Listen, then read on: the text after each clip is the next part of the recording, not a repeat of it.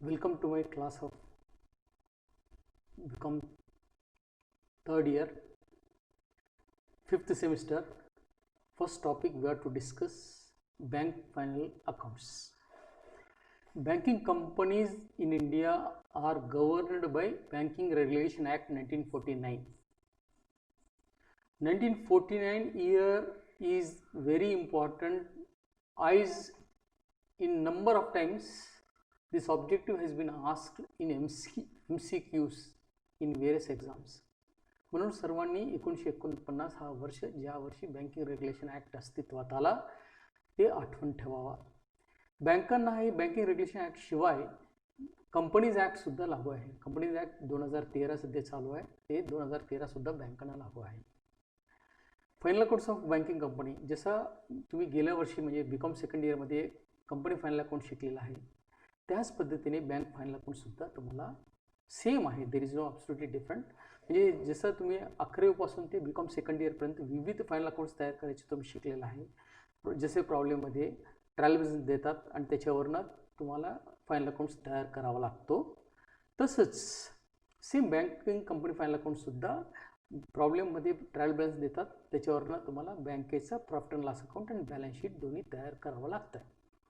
फक्त इतर यांच्यापेक्षा बँकेच्या व्यवसायाचं स्वरूप वेगळं असतं. Because nature of the business of the banking is acceptance of deposits and giving loans and advances to public. म्हणजे लोकांच्याकडून ठेवी स्वीकारणे आणि लोकांना कर्ज देणे हे बँकेच्या बिझनेसचे स्वरूप आहे. म्हणून हे बँकेच्या व्यवसायासंबंधी काही विशिष्ट टर्म्स म्हणजे काही गोष्टी आपल्याला नवीन ते शिकावं लागतात. त्यापैकी पहिलं आहे पेमेंट ऑफ डिव्हिडंड. तर डिव्हिडंड, पेमेंट ऑफ डिव्हिडंड म्हणजे कंपनीने म्हणजे कंपनीचे शेअर होल्डर, आता बँकिंग कंपनी म्हणलं की शेअर्स असतात, शेअर होल्डर्स असतात, त्यांना शेअर होल्डर्सला डिव्हिडंड कधी द्यायचा, शेअर होल्डरला डिव्हिडंड कधी देता येतात, म्हणजे जोपर्यंत बँकिंग कंपनीच्या बॅलन्स शीटच्या असेट साईडला मिसलेनियस एक्सपेंडिचर असतात तोपर्यंत कुठल्या बँकांना डिव्हिडंड डिक्लेअर करता येत नाही. म्हणजे मिसलेनियस एक्सपेंडिचर म्हणजे कुठला preliminary expenses, organisation expenses, share selling expenses, commission, brokerage and losses. Profit loss म्हणजे बॅलन्स शीटच्या डेबिट साईडला लॉस असतात. हे सर्व जोपर्यंत फुल्ली राईट ऑफ होत नाही तोपर्यंत बँकांना डिव्हिडंड देता येत नाही. म्हणून हे लक्षात ठेवा की बँक कधी unless until all miscellaneous expenditure are written off no bank is allowed to declare and pay dividend to its share holders. Second point, payment of commission and brokerage. म्हणजे कुठलीही बँक आपलं शेअर्स इश्यू करत असताना ते shares underwriter म्हणजे agents असतात, म्हणजे बँकेचे शेअर्स विकून देणाऱ्या लोकांना अंडर रायटर्स म्हणतात. त्यांना कमिशन किंवा ब्रोकरेज वगैरे देताना जास्तीत जास्त त्यांना पेडअप कॅपिटलच्या 2.5% देता येतात. एवढं लक्षात ठेवा, 2.5% पेडअप कॅपिटलचा कमिशन किंवा ब्रोकरेज म्हणून बँकांना देता येतं. तिसरं point, restrictions on loans and advances under section 20. म्हणजे बँकांना लोन कुणाला द्यायचं, लोन देताना काही अटी आहेत, काही टर्म्स अँड कंडिशन्स आहेत. कुणाला, पहिला, no banking company can grant any loan or advance against the security of its own shares. म्हणजे कुठले बँक स्वतःचे शेअर्स तारण घेऊन स्वतःच्या शेअर होल्डरला कर्ज देता येत नाही. फॉर एक्झाम्पल, आता बुर्ला बँकेचा मी शेअर होल्डर आहे, माझ्याकडे बुर्ला बँकेचे 1 लाख रुपयाचे शेअर्स घेतला आणि बुर्ला बँकेत मला गरज आहे, पैशांची आर्थिक अडचण असल्या कारणाने मी बँकेत आलो आणि सांगितलं की अरे तुमच्याच बँकेचं माझ्याकडे 1 लाख रुपयाचे शेअर्स आहेत, मला कमीत कमी 50,000 रुपये कर्ज द्या शेअर्स तारण घेऊन. तसं अजिबात देता येत नाही, कारण बुर्ला बँकेच्या शेअर होल्डरला बुर्ला बँकेचे शेअर्स तारण घेऊन त्यांना कर्ज देण्याचे बँकिंग कंपनी ॲक्टप्रमाणे त्यांना अलाउड नाही, त्यांना म्हणजे कर्ज देता येत नाही.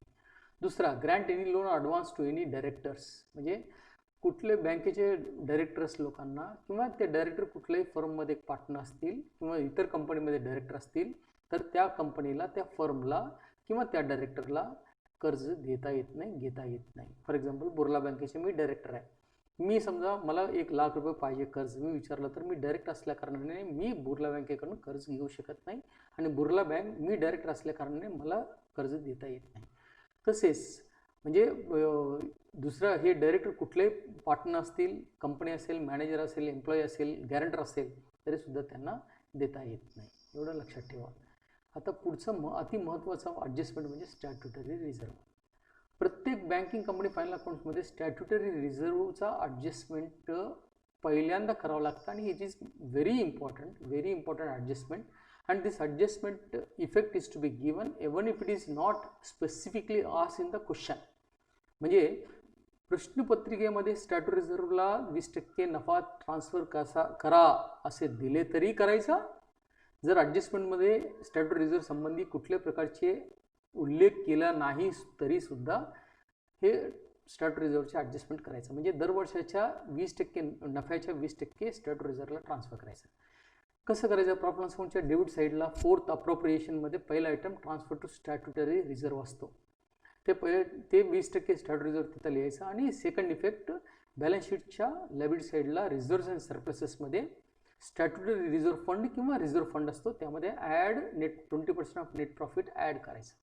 अशा पद्धतीने हे स्टॅट्युटरी रिझर्व पहिला ॲडजस्टमेंट आहे की ते प्रॉब्लेममध्ये दिलं तरी करायचं, नाही दिलं तरी करायचं. Keep in mind very well, even if it is not asked in the problem, then also you have to give effect to the statutory reserve, and if it is specifically asked, then also you have to give. Means even if it is not asked or asked, first important adjustment is transfer to statutory reserve, that is 20% of net profit is to be transferred.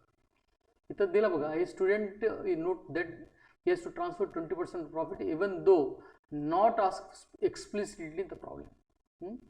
आता पुढचा cash reserve. म्हणजे cash reserve म्हणजे काय? बँकामध्ये deposit असतात, लोकांच्या ठेवी स्वीकारलेल्या असतात. मग लोक कधीही आला आणि पैसे विचारले तर त्यांना देण्याइतपत आपल्याकडे कॅश रिझर्व पाहिजे. आपल्या बँकेमध्ये cash reserve compulsory 10% total demand time and demand liabilities. Time and demand liabilities म्हणजे टाईम डिपॉझिट अँड डिमांड डिपॉझिटच्या जेवढं असतील त्याचे 10% कॅश रिझर्व बँकेमध्ये ठेवावं लागतात. कधी कधी 15% पर्यंत सुद्धा त्यांना ठेवायचे अधिकार रिझर्व्ह बँक ऑफ इंडिया देते. पुढचा आता फ्लोटिंग चार्ज. फ्लोटिंग चार्ज हे एवढं काय महत्त्वाचं नाही आहे, तरी सुद्धा सेक्शन 14 हे lays down that a banking company shall not create a floating charge on the undertaking or any property of the company or any part thereof except upon the certificate from Reserve Bank of India such that a charge is not determined to the interest of the depositors of the company. म्हणजे depositor जे आहेत बँकेमध्ये ठेवी स्वीकारलेल्या ठेवीदारांना बँकेच्या कुठल्या प्रॉपर्टीवर म्हणजे त्यांना चार्ज क्रिएट करता येत नाही, म्हणजे त्यांना कुठल्या प्रकारचे चार्ज नसतो.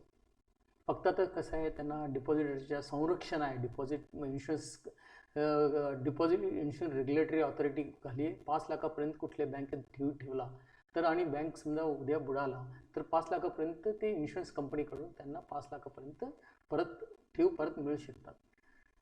पुढचं हे provision for bad and doubtful debts आणि प्रोव्हिजन फॉर टॅक्सेशन आणि हे स्टॅट्युटरी रिझर्व, हे 3 इम्पॉर्टंट ॲडजस्टमेंट आहेत आणि ऑलमोस्ट ऑल प्रॉब्लेम्समध्ये हे 3 ॲडजस्टमेंट असतात. Provision for bad and doubtful debts म्हणजे ते RDD. तुम्ही गेल्या वर्षी म्हणजे RDD प्रोव्हाइड फॉर RDD असं म्हणतात. म्हणजे आपण काय करत होतो, प्रॉफिट लॉस अकाउंटच्या डेबिट साईडला आणि डिटर्समधून लेस, बॅलन्स शीटच्या असेट साईडला डिटर्स असतात, डिटर्समधून लेस करत होतो. त्याच पद्धतीने आता बँकेचे डिटर्स म्हणजे कोण? Loans, cash credit, ओव्हरड्राफ्ट्स.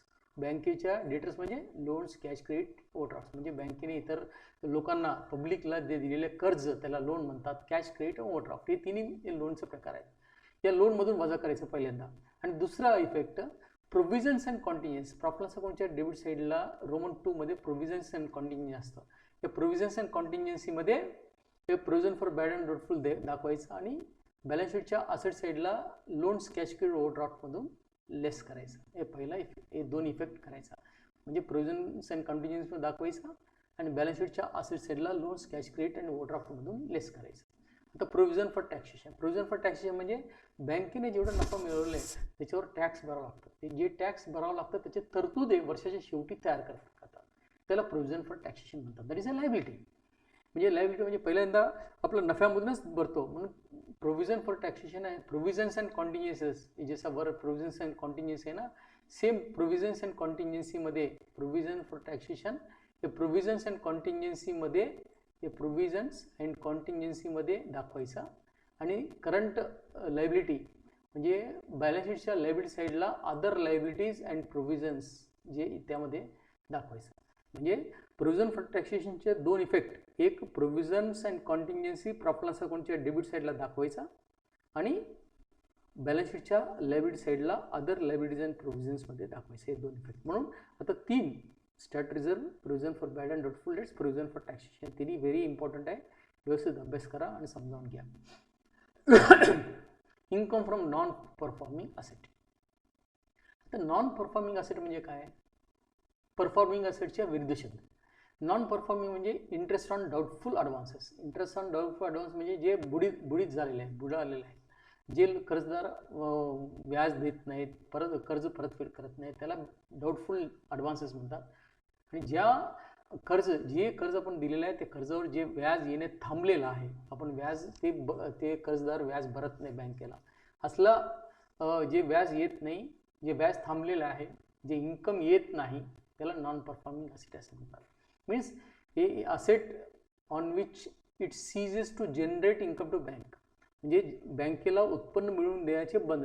सीज म्हणजे स्टॉप टू जनरेट इन्कम, म्हणजे बँकेला ते उत्पन्न मिळवून द्यायचे बंद झालं, म्हणजे नॉन परफॉर्मिंग असेट. म्हणजे त्याच्या विरुद्ध परफॉर्मिंग असेट म्हणजे जे रेग्युलर कर्जदार आहेत ते वेळेवर व्याज भरतात, हप्ते परतफेड करतात, त्याला परफॉर्मिंग असेट म्हणतात. आणि जे कर्जदार डिफॉल्टर्स आहेत, डिफॉल्टर म्हणजे ते वेळेवर म्हणजे हप्ते न भरणारे, व्याज न भरणारे, असा. NPAचा म्हणजे RBIच्या नियमानुसार समजा एखादे कर्जावर 3 महिन्याचा व्याज जर थकीत असेल, 3 महिन्याचं व्याज त्याने दिलं नाही, तर तो कर्ज NPA म्हणून ट्रीट होतो. म्हणून लक्षात ठेवा.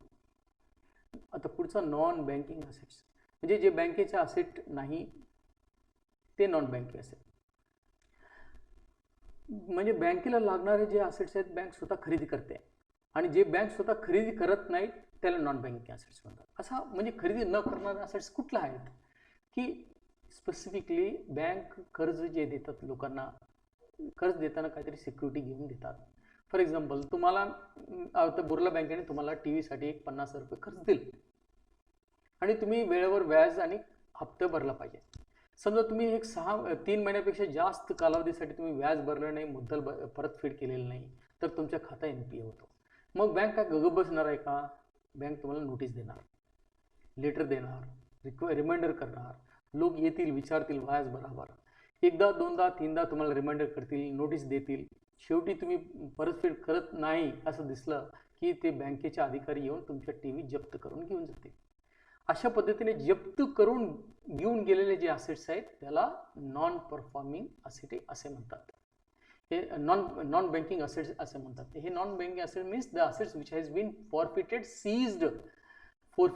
or seized in satisfaction or recovery of loan.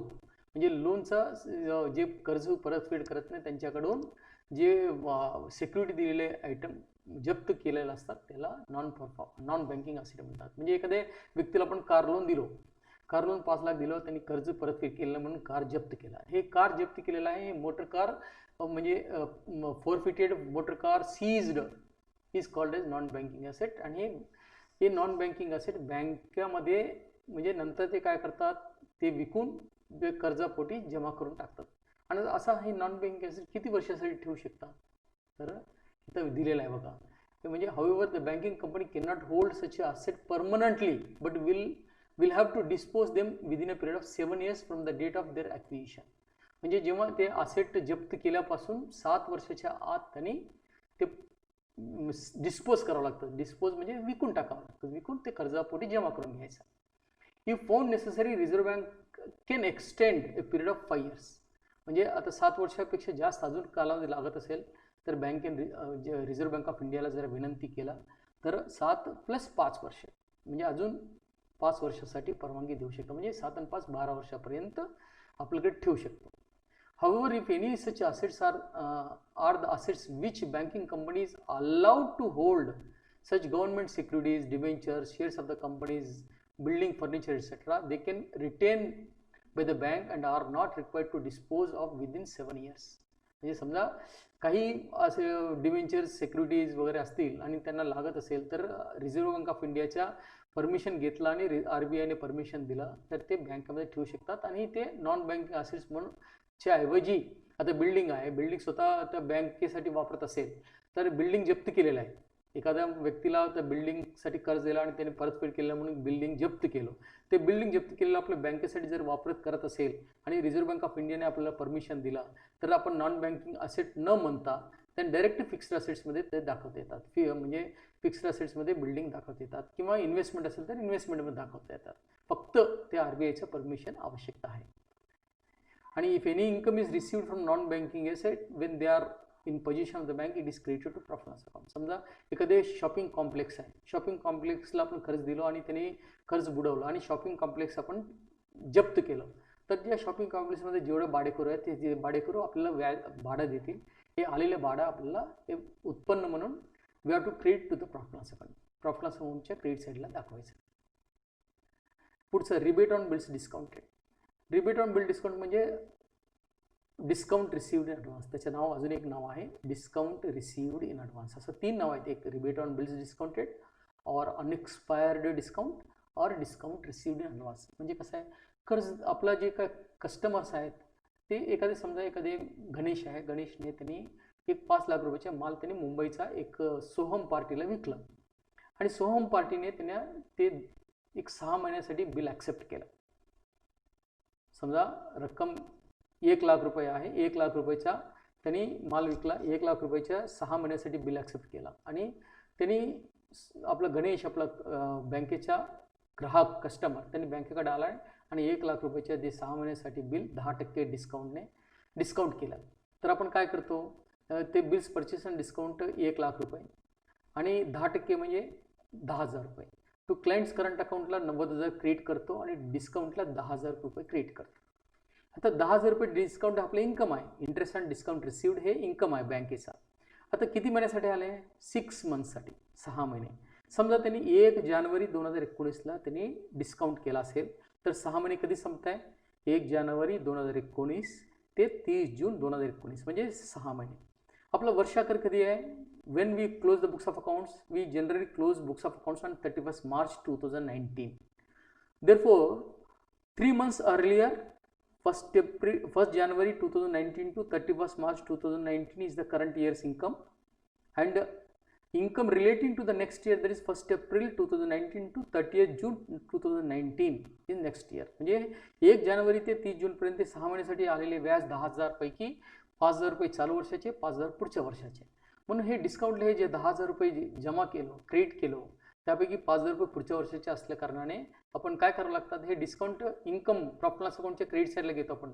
Profit loss इन्कममध्ये इंटरेस्ट अँड डिस्काउंटमध्ये असतो म्हणून ते इन्कम साईडला इंटरेस्ट अँड डिस्काउंटमधून 5,000 लेस करायचं, लेस रिबेट ऑन बिल डिस्काउंटेड किंवा डिस्काउंट रिसिव्ड इन ॲडव्हान्स किंवा अनएक्सपायर्ड डिस्काउंट वजा करायचा. आणि सेकंड इफेक्ट बॅलन्स शीटच्या लायबिलिटी साईडला अदर लायबिलिटीजमध्ये, या अदर लायबिलिटीजमध्ये दाखवायचं. ट्रीटमेंट हे बघा, if it is given in trial balance it is shown only on the liability side of the balance sheet. फक्त ट्रायल बॅलन्समध्ये दिलं आहे, ट्रायल बॅलन्समध्ये दिलेला आयटम फक्त एकच इफेक्ट असतो, ते अदर लायबिलिटीमध्ये घ्यायचा. If opening balance is given then it is added to the interest and discount. म्हणजे ओपनिंग बॅलन्स म्हणजे गेल्या वर्षी आले, कुठल्या वर्षासाठी, चालू वर्षासाठी. मागील वर्षी जर ॲडव्हान्स आलेले डिस्काउंट चालू वर्षाचे उत्पन्न असल्या कारणाने जर ओपनिंग बॅलन्स ट्रायल बॅलन्समध्ये दिला असेल तर प्रॉफिट लॉस अकाउंटमध्ये डिस्काउंटमध्ये ॲड करायचं. आणि जर ॲडजस्टमेंटमध्ये दिलं तर 2 इफेक्ट, इंटरेस्ट अँड डिस्काउंटमधून वजा करायचा आणि बॅलन्स शीटच्या लायबिलिटी साईडला अदर लायबिलिटीजमध्ये दाखवायचं. असं 2 इफेक्ट आहेत, लक्षात ठेवा. बघा 3 इफेक्ट कसं आहे, फक्त ट्रायल बॅलन्समध्ये दिलं तर बॅलन्स शीटच्या लायबिलिटी साईडला अदर लायबिलिटीमध्ये दाखवायचं. ट्रायल बॅलन्समध्ये ओपनिंग बॅलन्स दिला असेल तर प्रॉफिट लॉस अकाउंटच्या इंटरेस्ट अँड डिस्काउंटमध्ये ॲड करणे.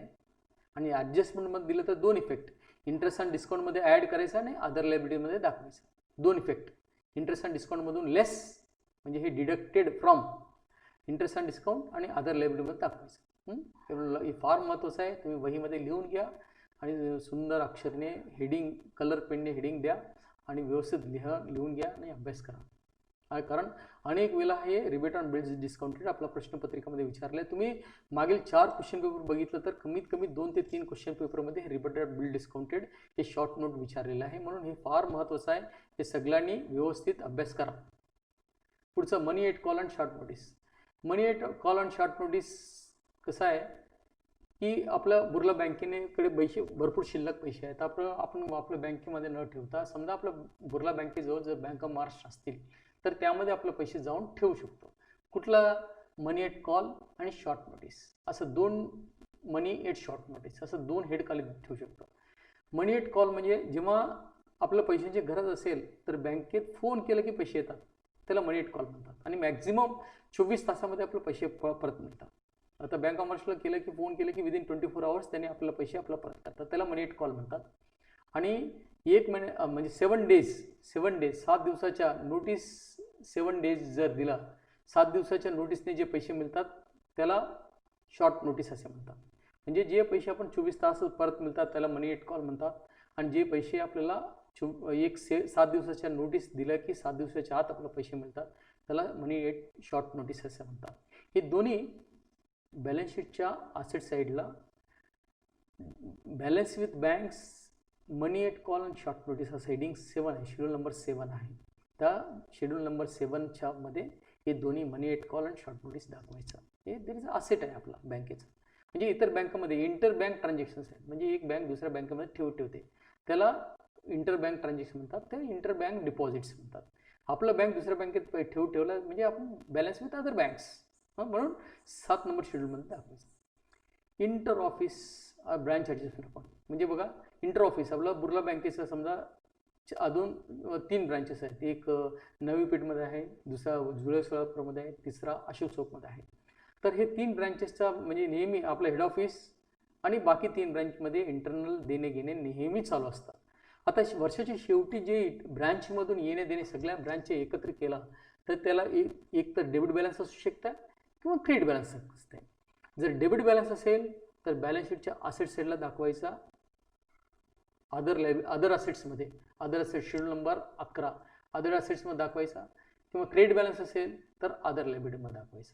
लक्षात ठेवा, इंटर ऑफिस ॲडजस्टमेंट अकाउंट किंवा इंटर ब्रांच ॲडजस्टमेंट अकाउंट हे दोन्हीचं नाव सेम आहे. जर इंटर ऑफिस ॲडजस्टमेंट अकाउंट किंवा इंटर ब्रांच ॲडजस्टमेंट अकाउंटला डेबिट बॅलन्स असेल तर बॅलन्स शीटच्या असेट साईडला अदर असेट्समध्ये दाखवायचा. आणि ट्रायल बॅलन्समध्ये inter office adjustment account credit balance दिला असेल तर लायबिलिटी साईडला अदर लायबिलिटी शेड्यूल नंबर 5 मध्ये दाखवायचं. हे लक्षात ठेवा, व्यवस्थित अभ्यास करा. ट्रेझरी बिल्स, हे ट्रेझरी बिल्स म्हणजे सरकारला, सेंट्रल गव्हर्नमेंटला जेव्हा पैशांची गरज असते तेव्हा रिझर्व्ह बँक ऑफ इंडियाच्या थ्रू, RBIच्या थ्रू पैसे गोळा करतात. कसं गोळा करतात ते RBIने डिक्लेअर करतात, आम्ही ट्रेझरी बिल विकायला काढलो, तुम्ही कुणाला आवश्यकता असेल तर घ्या. तर आपला बुर्ला बँकेला समजा आपण 1 लाख रुपयाचं ट्रेझरी बिल खरेदी करायची इच्छा असेल तर RBI काय केलं, 5% डिस्काउंटने देतात. म्हणजे आपण 1 लाख रुपयाच्या ट्रेझरी बिल 95,000 रुपये दिलं की 1 लाख रुपयाच्या ट्रेझरी बिल मिळतं आहे. आणि 3 महिन्यासाठी असतात हे ट्रेझरी बिल. कसे किती महिन्यासाठी असतात? 3 मंथ्स, 3 महिन्यासाठी असतात. 3 महिन्यानंतर आपल्याला जेव्हा treasury bill reserve bank of इंडियाला परत करतो ते RBIने आपल्याला 1 लाख रुपये देतात. म्हणजे आपण गुंतवणूक करताना 95,000 गुंतवणूक केला, 3 महिन्यांनी परत करताना ते ट्रेझरी बिल RBIला परत केले की RBI आपल्याला 1 लाख रुपये परत देते. म्हणजे आपल्याला जे डिफरन्स आहे ते 5,000 रुपये ते आपला इंटरेस्ट ऑन इन्व्हेस्टमेंट दाखवायचं. आणि हे ट्रेझरी बिल हे गुंतवणूक आहे म्हणून बॅलन्स शीटच्या असेट साईडला इन्व्हेस्टमेंट या हेडखाली दाखवायचं. शेवटचा आता बिल्स फॉर कलेक्शन. पुढचा, बँका अनेक प्रकारच्या सेवा देतात, त्यापैकी एक बिल्स फॉर कलेक्शन आहे. आपला कस्टमर, बँकेचे कस्टमर ते बिझनेसमॅन असतील आणि त्यांनी त्यांच्या विक्री आणि त्यांच्या कस्टमर ऑल ओव्हर इंडिया विविध शहरामध्ये असलेल्या लोकांना त्यांनी विक्री करतात. आणि त्यांचे आपल्या कस्टमरचे ते डेटर्स जे असतात त्यांना बिल्स ॲक्सेप्ट करतात. 2 महिने बिल, 3 महिने बिल. समजा आपला बुर्ला बँकेचे गणेश आपला कस्टमर आहे, ते गणेशने त्यांनी मुंबईच्या एक पार्टीला 5 लाख रुपयाचा माल विकला आणि त्यांनी 3 महिन्याचे बिल ॲक्सेप्ट केला. तर ते आपला गणेश आपल्या बँकेत येतं आणि त्यांनी आपल्याला विनंती करते, सर असा मी मुंबईचा एक पार्टीला मी विकलो 5 लाखाच्या, ते 3 महिन्याचे बिल ॲक्सेप्ट केलं, तुम्ही प्लीज ते आम्हाला ते वसूल करून द्या आणि तुमचे जे काय चार्जेस असेल तर ते घ्या. तर आपण काय करतो, ते बिल आहे ना आपलं मुंबईचा बँक, आपला स्टेट बँक ऑफ इंडिया असेल, स्टेट बँक ऑफ इंडिया मुंबईचा त्या पर्टिक्युलर ज्या एरियामध्ये तो असतो त्या जवळचा एरिया बँकेमध्ये आपण पाठवतो.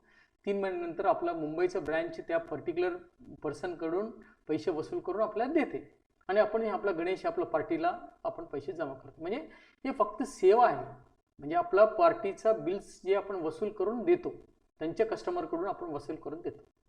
मग त्यासाठी कमिशन, म्हणजे हे काय आपलं ॲक्च्युली हे सेवा आहे. बिल्स फॉर कलेक्शन हे सेवा आहे, कुठल्या प्रकारचे येणे किंवा देणे नसतं. म्हणून हे बिल्स फॉर कलेक्शन बॅलन्स शीटच्या बाहेर असतो, लक्षात ठेवा. बॅलन्स शीटच्या बाहेर बिल्स फॉर कलेक्शन म्हणून दाखवतात आणि जेवढं बिल वसूल केलं त्यामधून वजा करून राहिलेले बिल नेहमी दाखवतो आपण. आणि जर बिल वसूल केला असेल तर कॅश अकाउंट डेबिट, जेवढं वसूल केलं डेबिट करायचा, कस्टमर अकाउंट करंट अकाउंटला क्रेडिट करायचा. समजा त्यांनी 1 लाख रुपये केला असेल तर कॅश अकाउंट डेबिट 1 लाख रुपये, कस्टमर करंट अकाउंटला समजा 99,500 रुपये, फक्त 500 रुपये आपल्याला कमिशन टू कमिशन 500 रुपये असा म्हणजे क्रेडिट करतो. पैसे आले कॅश अकाउंट डेबिट, कस्टमरला 99,500, फक्त 500 रुपये, 1 लाख वजा कमिशन, 5,500 रुपये कमिशन घेतलं असेल तर 1 लाख रुपयेमधून 500 रुपये वजा करून 99,500 रुपये त्या कस्टमरच्या करंट अकाउंटला जमा करतो आणि आपला कमिशनला किती जमा करतो, 500 रुपये. अशा रीतीने हे बिल्स फॉर कलेक्शन फक्त हे सेवा आहे. It is a service provided by the bank to the customers. Acceptances, endorsements and other obligations हे कॉन्टिंजंट लायबिलिटी आहे. म्हणजे बँकेने स्वतःच्या क्रेडिटचा वापर त्यांच्या कस्टमरला देतात. म्हणजे कस्टमर समजा आपलं बँकेचा आता बांजे सर आहेत, बांजे सर समजा एखादे मशीन त्यांनी 1 कोटी रुपयाचं मशीन अमेरिकेमधून खरेदी करायची इच्छा आहे. आता अमेरिकेचे जे पार्टी जे सप्लायर मशीन सप्लायर आहे त्यांनी विचारलं तुम्ही बिल ॲक्सेप्ट करा, 1-2 महिन्याचं बिल ॲक्सेप्ट करा. त्या बांजे सरांना कोण ओळखतात अमेरिकेत? मग बांजे ते पार्टी म्हणतात तुमच्या स्टेट बँक ऑफ इंडियाचा आम्हाला बिल ॲक्सेप्ट करा, द्या, आम्हाला बिल ॲक्सेप्ट करून द्या. मग तो आपला बँकेत येऊन विनंती करतो बांजे सर की असं मी एक मशीन अमेरिकेमधून खरेदी करणार आहे, तर 1 कोटी रुपयाचं माझ्या वतीने तुम्ही बिल ॲक्सेप्ट करा. आता बांजे सर आपलं reputed customer, very valuable customer, valued customer असतील आणि त्याचे ट्रॅक रेकॉर्ड चांगला असेल, तो अत्यंत फार महत्त्वाचा आपला क्लायंट असेल, तर आपण काय करतो त्यांच्या क्लायंटच्या वतीने त्या अमेरिकेच्या सप्लायरला आपण बिल ॲक्सेप्ट करतो. म्हणजे हे ॲक्सेप्टन्सेस, एन्डॉर्समेंट, अदर ऑब्लिगेशन हे आपला कस्टमरला बँकेच्या क्रेडिटचा म्हणजे आपलं हित पत, जे पत म्हणतो ना आपलं बँकेचे पत जास्त असतं, ते बँकेच्या पताचा आपला उपयोग आपल्या कस्टमरला करून देतो, त्यासाठी आपण कमिशन घेतो. म्हणून हे ॲक्सेप्टन्स एन्डॉर्समेंट हे कॉन्टिंजंट लायबिलिटी आहे. हे बॅलन्स शीटच्या बाहेर म्हणजे कॉन्टिंजंट लायबिलिटी शेड्यूल नंबर 12 मध्ये दाखवतो. आणि हे कधी कॉन्टिंजंट म्हणजे काय? कॉन्टिंजंट लायबिलिटी म्हणजे भविष्यात घडणारे किंवा न घडणारे घटनेवर आधारित असलेले त्याला कॉन्टिंजंट लायबिलिटी म्हणतात. समजा 2 महिन्यानंतर जर बांजे सर दिलं नाही तर आपल्याला द्यावं लागतं. म्हणजे हे it depends upon the happening or non happening of a future event. पुढचं बिल्स पेबल. बिल्स पेबल म्हणजे includes unpaid bank drafts, telegraph transfers, mail transfers, travellers cheques. हे आपण बँकेने कस्टमरला देतात. कस्टमर जर समजा त्याचा वापर केला नसेल, अजून त्यांनी इनकॅश केलं नसेल, तर ते अजून त्यांना द्यावं लागतं, आपल्याला बँकेने त्यांना द्यावं लागतं. देणे आहे म्हणून हे बॅलन्स शीट लायबिलिटी साईडला अदर लायबिलिटीजमध्ये दाखवायचं आहे. Is a liability. Directors fees and allowances, insurance हे एक्सपेंडिचर आहे. बॅलन्स शीट प्रॉफिट लॉस अकाउंटच्या डेबिट साईडला शेड्यूल नंबर 16 ऑपरेटिंग एक्सपेन्समध्ये दाखवायचं. गोल्ड अँड सिल्वर हे बघा, हे गोल्ड अँड सिल्वर दोन्ही अति महत्त्वाचं आहे. हे दोन्ही प्रेशियस मेटल आहेत. गोल्ड मेटल आहे, सिल्वर मेटल आहे. प्रेशियस म्हणजे अति मौल्यवान वस्तू आहे. हे दोन्ही पण बॅलन्स शीटच्या असेट साईडला आपण दाखवतो, दोन्ही असेट साईडला दाखवतो, पण दोन्ही एका हेडखाली दाखवत नाही. हे गोल्ड इन्व्हेस्टमेंटमध्ये दाखवायचा, गोल्ड कुठला इन्व्हेस्टमेंटमध्ये दाखवायचा, आणि सिल्वर अदर असेट्समध्ये दाखवायचं. लक्षात ठेवा, हे गोल्ड इन्व्हेस्टमेंट आहे, सिल्वर अदर असेट आहे. हे गोल्ड इन्व्हेस्टमेंट शेड्यूल नंबर 8 आहे, silver other assets schedule number 11 आहे. लक्षात ठेवा. हे कधीही समजा हे प्रॉब्लेममध्ये विचारला तर गोल्ड हा नेहमी शेड्यूल नंबर 8 इन्व्हेस्टमेंटमध्ये दाखवायचा, सिल्वर अदर असेट्समध्ये दाखवायचा. 11 number schedule. Interest accrued but not due म्हणजे interest due but not paid, हे दोन्ही प्रकारचे असतात. आपलं इन्व्हेस्टमेंट गुंतवणुकीवर व्याज येणं असेल तर अदर असेट्समध्ये दाखवायचा. गुंतवणुकीवर आपण गुंतवणूक केला, त्याच्यावर व्याज अजून आलेलं नाही आहे, येणं आहे, ते अदर असेट्समध्ये दाखवायचं. समजा आपण ठेव लोकांच्याकडून घेतलेले ठेवीवर जर व्याज देणे असेल तर अदर लायबिलिटीमध्ये दाखवायचं. अदर लायबिलिटी म्हणजे देणे असेल, इंटरेस्ट देणे असेल तर अदर लायबिलिटी, इंटरेस्ट येणे असेल तर other assets. Due but not received म्हणजे हे दोन्ही असू शकतात, डेबिट बॅलन्स किंवा credit balance. Due but not received, due म्हणजे थकीत आहे, आउटस्टँडिंग आहे. आउटस्टँडिंग म्हणजे ते आउटस्टँडिंग डेबिट पण असेल, क्रेडिट पण असेल. आउटस्टँडिंग डेबिट असेल तर अदर असेट्स, आउटस्टँडिंग क्रेडिट असेल तर अदर लायबिलिटी. पुढचा letters of credit and travellers cheques, हे सुद्धा म्हणजे बँकेने देतात. हे अनयुज्ड असेल किंवा इनकॅश न केलेलं असेल तर ते बॅलन्स शीटच्या लायबिलिटी साईडला अदर लायबिलिटीजमध्ये दाखवायचं. इंटरेस्ट ऑन डाऊटफुल डेट्स म्हणजे हे NPAचा, NPAवरील व्याज, NPA म्हणजे नॉन परफॉर्मिंग असेटवरचं व्याज मी वर चर्चा केल्याप्रमाणे फक्त कॅश मेथड आहे त्याला. जेव्हा प्रत्यक्षात पैसे येतात तेव्हा जमा खर्च करायचा, इन्कम घ्यायचा. Unless until it is received in cash no interest is to be entered in the books of accounts. म्हणजे बुक्समध्ये इंटरेस्टचा एंट्री करायचा नाही. प्रत्यक्षात जेव्हा पैसे येतात, इंटरेस्ट थकीत व्याज जेव्हा वसूल होतं तेव्हाच ते इन्कम म्हणून घ्यायचं, तोपर्यंत घ्यायचा नाही. Provisions and contingency. आता प्रोव्हिजन्स अँड कॉन्टिन्जन्सीमध्ये 3 आयटम आहेत. एक कुठला? Provision for bad and doubtful debts, provision for taxation, अजून एक प्रोव्हिजन फॉर कॉन्टिन्जन्सी. असं 3 आयटम या प्रोव्हिजन्स अँड कॉन्टिन्जन्सीमध्ये दाखवायचं. हे प्रोव्हिजन कॉन्टिन्जन्सी कुठं असते?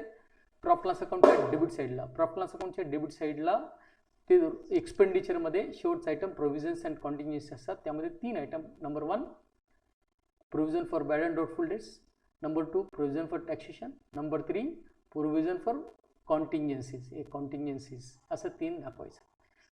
आज एवढं लेक्चर आहे. सगळे पॉईंट्स तुमच्या छानपैकी वहीमध्ये हे लिहून घ्या आणि हे सगळे हेडिंग जे आहेत, हेडिंग सगळे कलर पेनने लिहा, सुंदर अक्षरमध्ये लिहा. म्हणजे तुमच्या जेव्हा तुम्ही अभ्यास करताना स्वतःच्या अक्षरामध्ये तुम्ही अभ्यास करायला सुरू करता, पटकन तुम्हाला अंडरस्टँडिंग होतो. वहीमध्ये पुस्तकामध्ये वाचण्यापेक्षा स्वतःच्या हस्ताक्षर लिहिलेले कधीही लवकर अंडरस्टँडिंग होतो, लक्षात राहतं आणि परीक्षेमध्ये तुम्ही व्यवस्थित लिहू शकता. आज इथे थांबू आपण. पुढच्या पिरियडला पुढचा आपण बॅलन्स शीटच्या फॉर्मॅट वगैरे, balance sheet and profit loss अकाउंटच्या